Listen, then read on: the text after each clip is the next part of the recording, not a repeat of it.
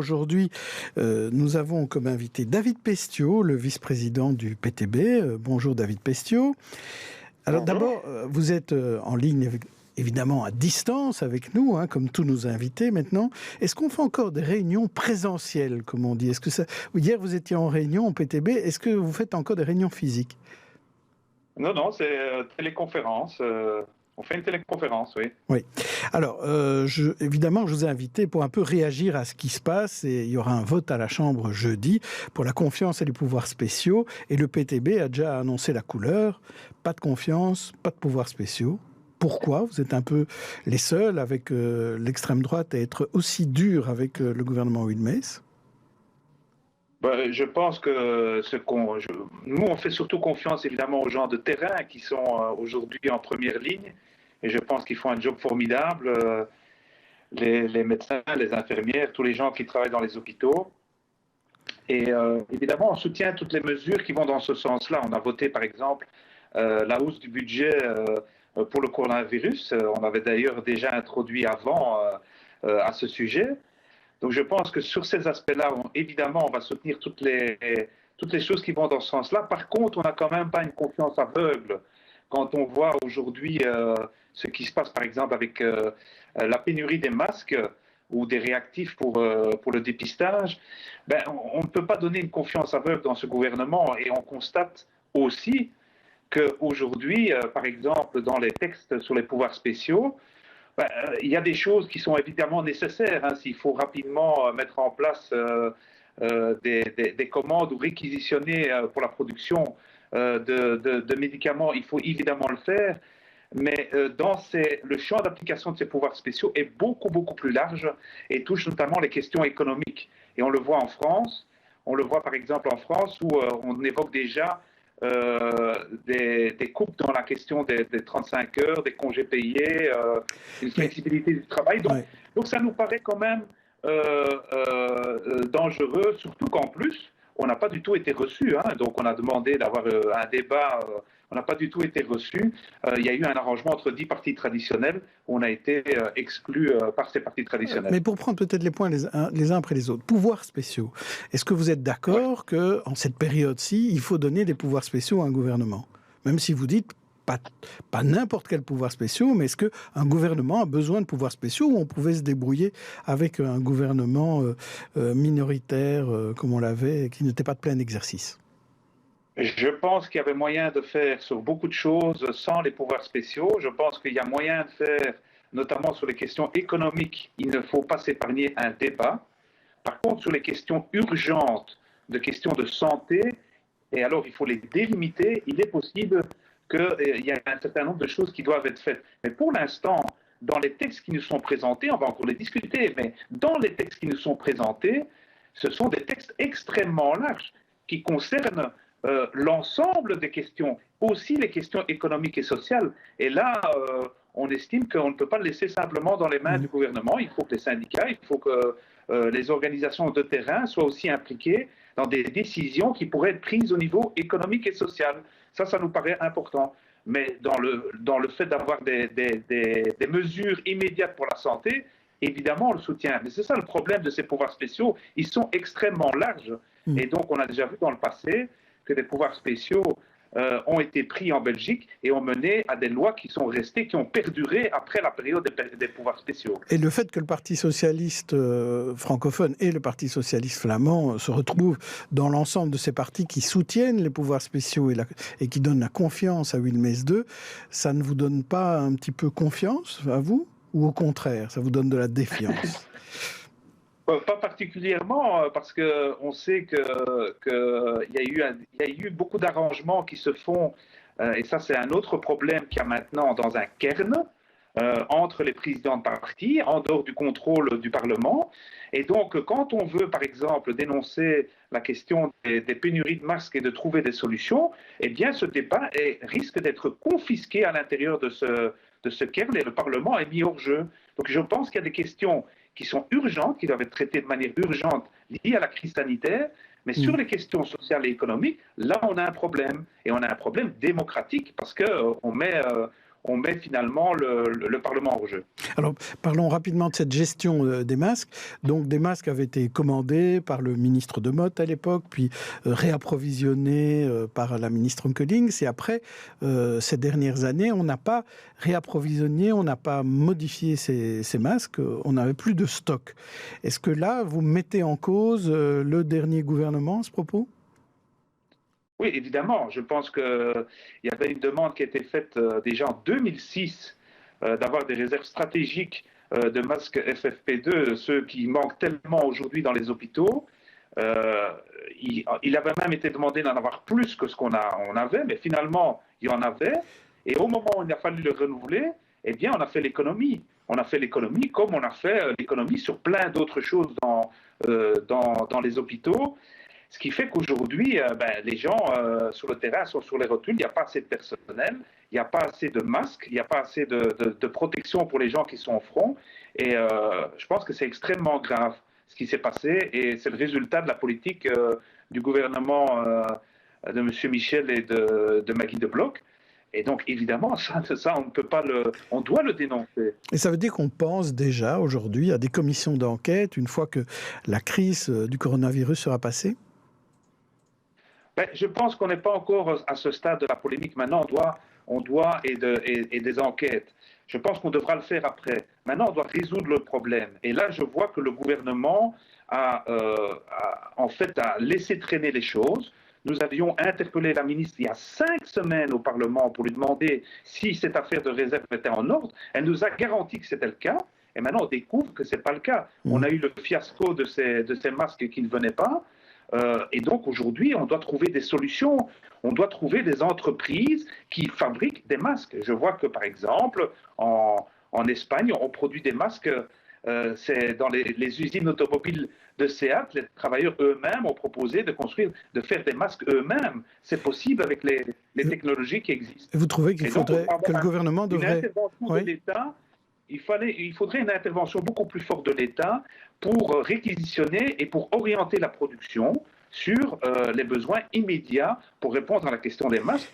Et ça vaut aussi pour la question des réactifs. Mais est-ce que c'est pas un peu, David Pestiot, est-ce que c'est pas un peu contradictoire? Parce qu'en même temps, vous dites il faut arrêter que les usines et que les entreprises fonctionnent sur les biens non essentiels.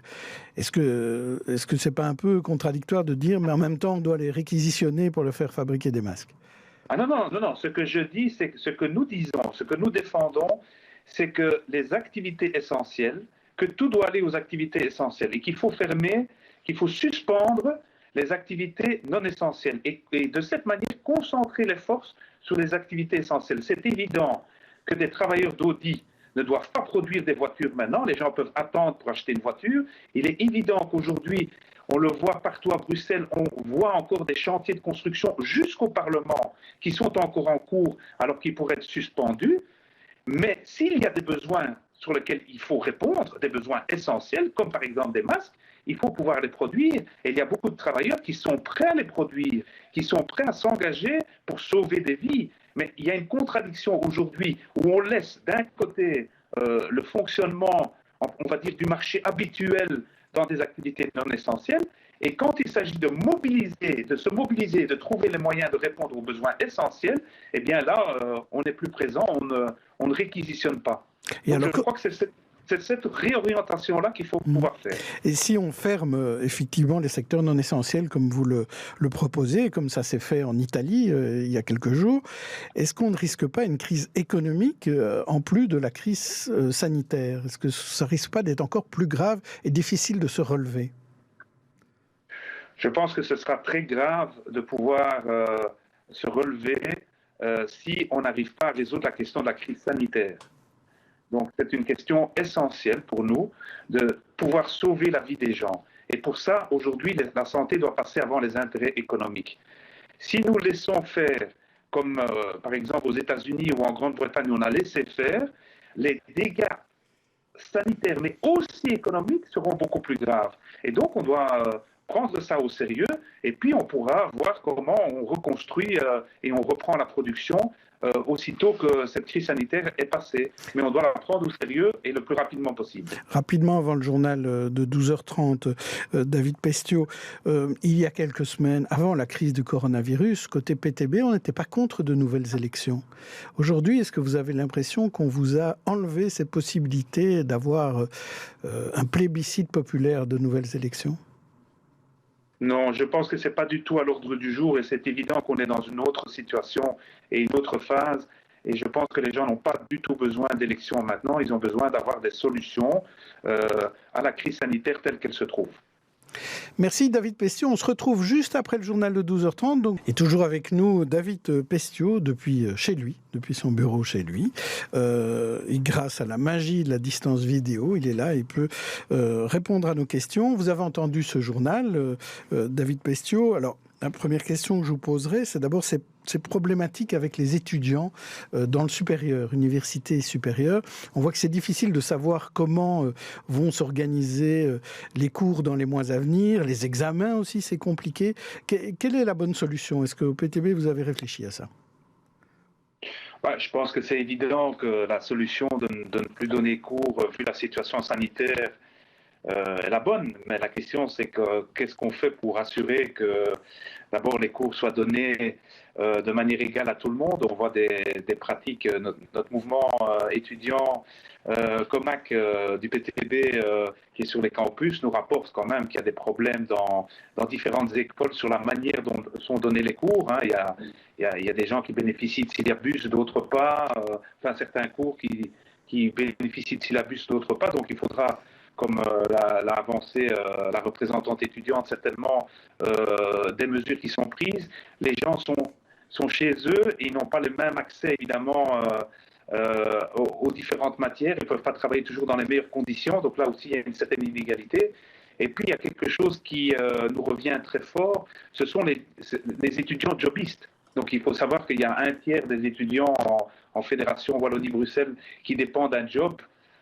Et souvent, ils ne l'ont plus. Et donc, ils se retrouvent sans revenus, ils ont des difficultés à payer leurs cotes. Et donc, on demande, comme d'ailleurs pour d'autres catégories de travailleurs dans la population qui sont au chômage économique, d'avoir vraiment un revenu qui est garanti. C'est vraiment un problème aujourd'hui que ce qu'on va donner dans le cas des étudiants jobistes, ça ne va pas être grand-chose et ça va être en tout cas pas évident pour les autres travailleurs. Donc, qui voient leur revenu fortement baissé. Et c'est pour ça qu'on a avancé l'idée d'une corona tax une taxe exceptionnelle sur les multimillionnaires pour financer, parce que les sommes sont évidemment colossales, pour permettre aux gens de garder un revenu convenable. Et puis, je pense qu'il faut des mesures pour les étudiants comme pour les travailleurs qui sont victimes de cette crise, des mesures comme la suspension des factures d'électricité, le fait qu'on puisse éviter quand même des reports de loyer aussi, parce que sinon on a des problèmes, en particulier pour les cotes des étudiants, c'est un vrai problème. D'accord, ça c'est pour l'aspect social qui suit les étudiants, mais je voudrais avoir votre réponse sur est-ce que cette année doit être considérée comme une année normale pour les étudiants, ou est-ce qu'il faut leur donner le diplôme sans qu'on puisse les évaluer, ou est-ce qu'il faut quand même faire des démarches pour arriver à évaluer et à faire les examens ? Je crois que ça, c'est un débat qu'il faut avoir dans chaque école, ce qui est possible. Donc, il faudra voir si les conditions sont réunies pour les gens, pour les étudiants, de pouvoir suivre la matière.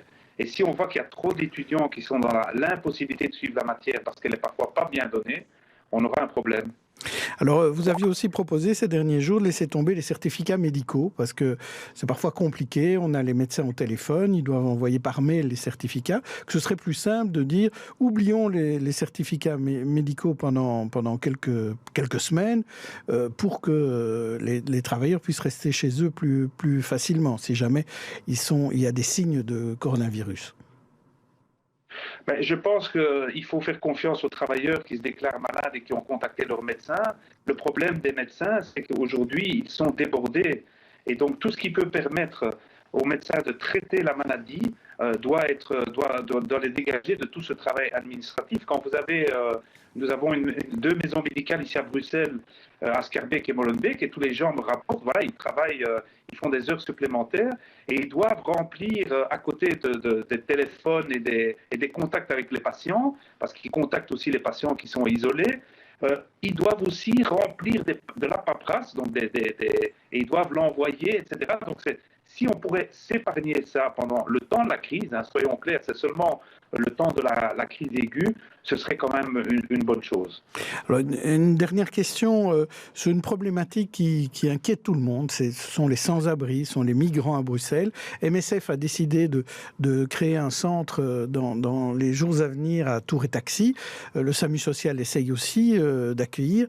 Est-ce qu'on ne risque pas, en rassemblant tous ces gens, de risquer de leur donner encore plus de chances d'être contaminés? Est-ce qu'on n'a pas une problématique là avec les sans-abri?